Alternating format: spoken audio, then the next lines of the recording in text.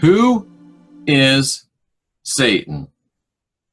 I'm the Christian whistleblower, Jeffrey Daugherty, bringing you the gospel truth about who is Satan. Glad to have you with us. We're going to talk today about who Satan is.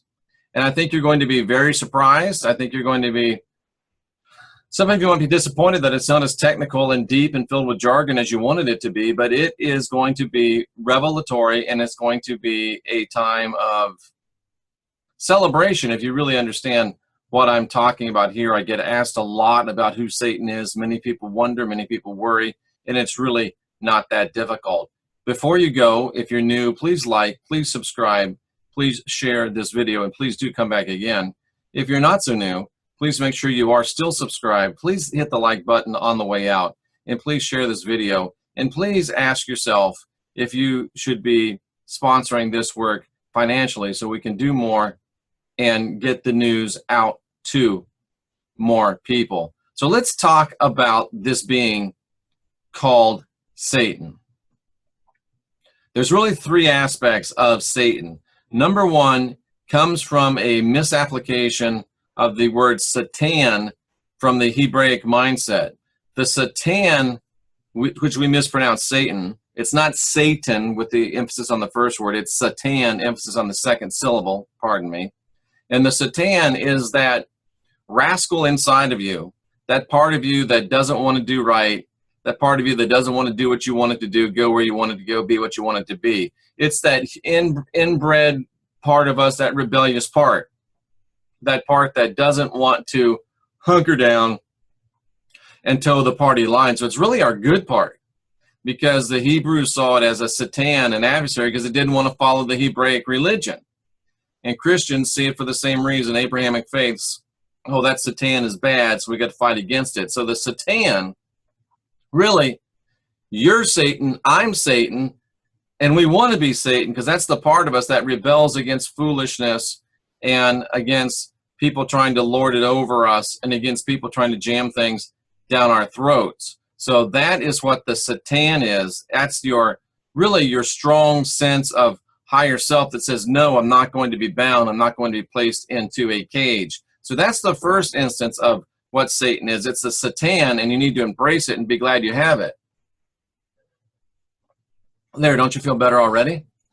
And the second part of Satan is, we have to realize that Satan is not a name. Satan is a description.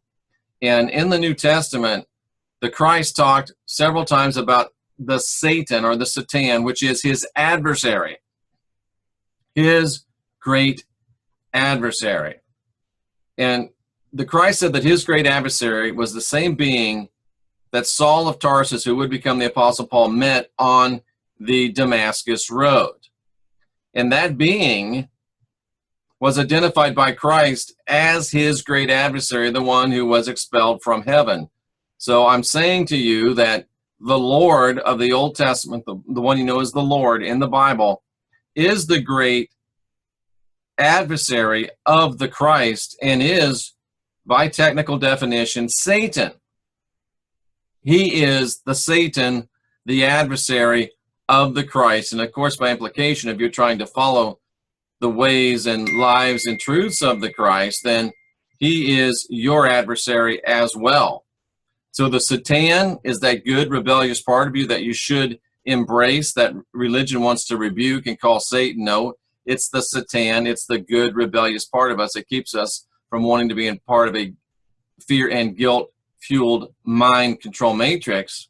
And then secondly, Satan is the adversary of the Christ, who is the Lord, Yahweh, Jehovah, Marduk, rat bastard, because he didn't have a dad, and he's been a bastard from the beginning, according to the Christ.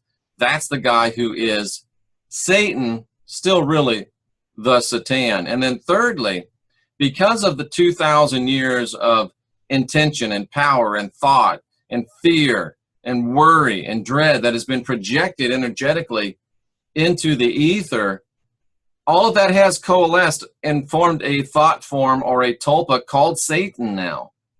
So in a very real sense, church, Christians, and Christianity invented Satan. They created Satan. They created Satan by the manifested intentions of fear that are constantly being projected. And you would think it was worse 2,000 years ago when people didn't really have any technology, but it might be even worse today with people like Marzulli and Clark and the eschatological evangelistic idiocracy that is promoting fear. Oh my God, who's going to be the Antichrist?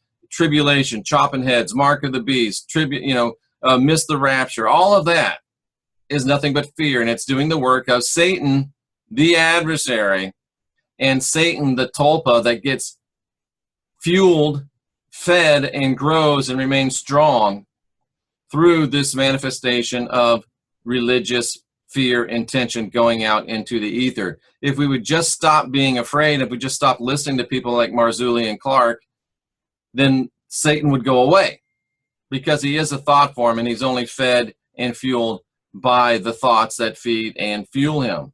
So that really is, in a nutshell, who Satan is. Number one, it's the Satan, which is the good rebel within you, the rebel with a cause that keeps you from acquiescing to fear and guilt-based mind control matrix.